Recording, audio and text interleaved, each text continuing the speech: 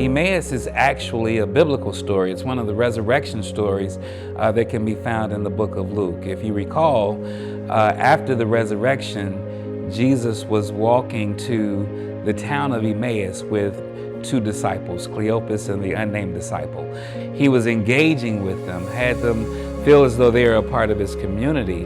They sat down, they had a meal. As was his custom, Jesus took the bread, broke the bread, and then he served it to the family.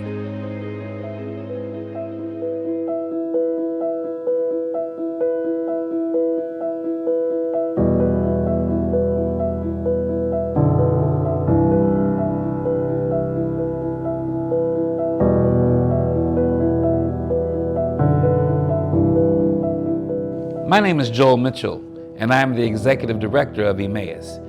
I first came to Emmaus, I guess you can say my journey started about 30 years ago. And so when I think about Emmaus and how I arrived at Emmaus, it was once I left the city of Chicago and my wife and I went into a life of ministry.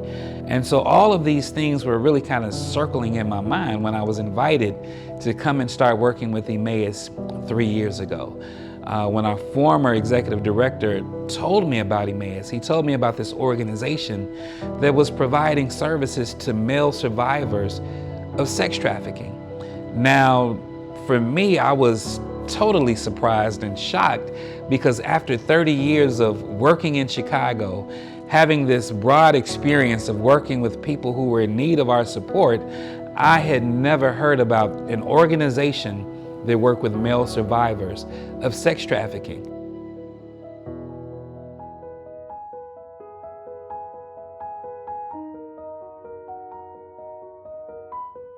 And when you think about sex trafficking, these are the victims are people who are being used sexually against their will. Now, one of the biggest misconceptions about sex trafficking is that it only occurs or primarily concerns with women. And not only that, it's not only women, but most people think it happens to white women.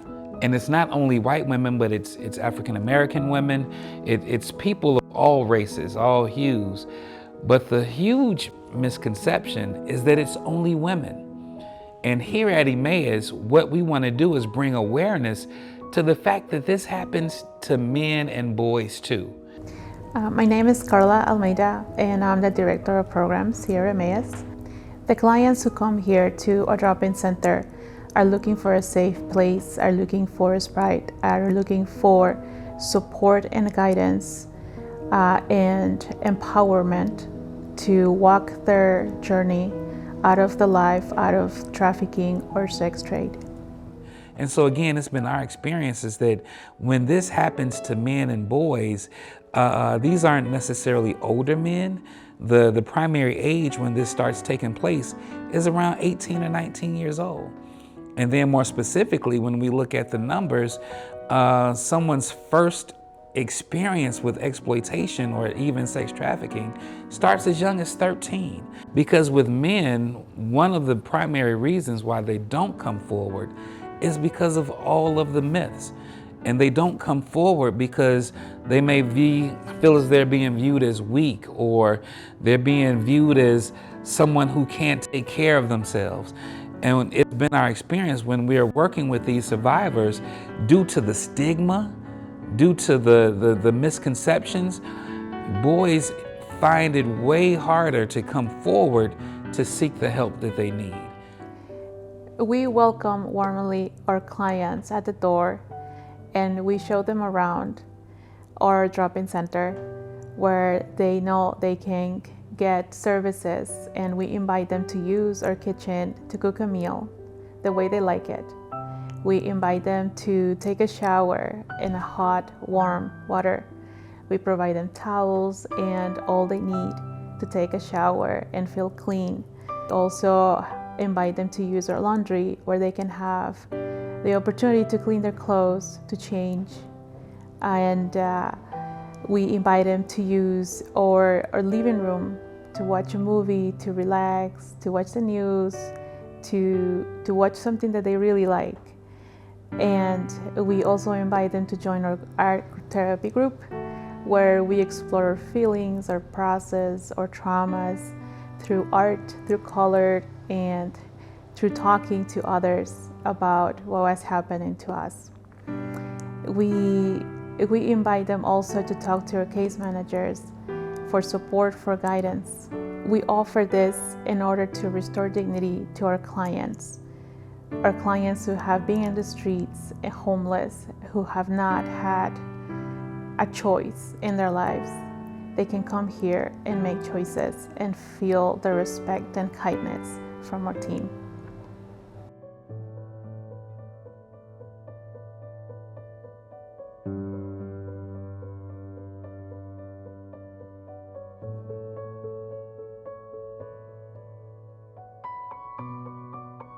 Well, I never forget, I had just came out this alley from smoking drugs and drinking.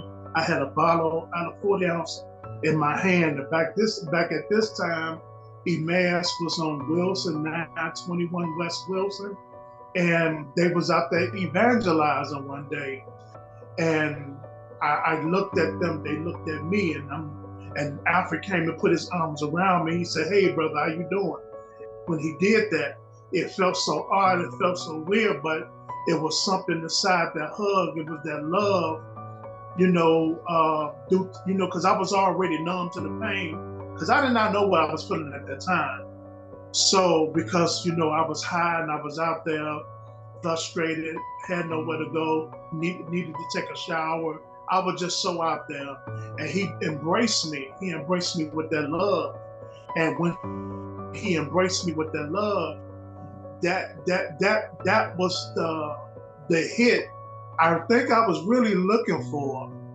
And it caused me to want to come to the ministry. And so I was kind of leery at first, because I didn't know what to expect. I didn't know where I was going to go from there. I did not know what I was going to do. So I just went to the ministry anyway, just to go, because they told me they were going to have a meal, I could come take a shower. So I just went as I were. They let me take a shower, wash my clothes, gave me some clothes to put on. And Alfred called me in the office and he talked to me. He said, "Well, what you want to do with your life?" By that time, I did not know what I wanted to do with my life. I had no sense of direction. I had I did not know. So, but see, it just didn't stop there. I kept going back. I kept coming back. I kept going back. I kept coming back. I don't think I'm ever going to leave away from Emmaus. I don't care how old I am. I'm going to consider myself still alumni, someone that can, share, someone that can let little ones know there's a better way. Hey, I've been there, I did it, I've done it. To let them know there's hope after everything that they go through.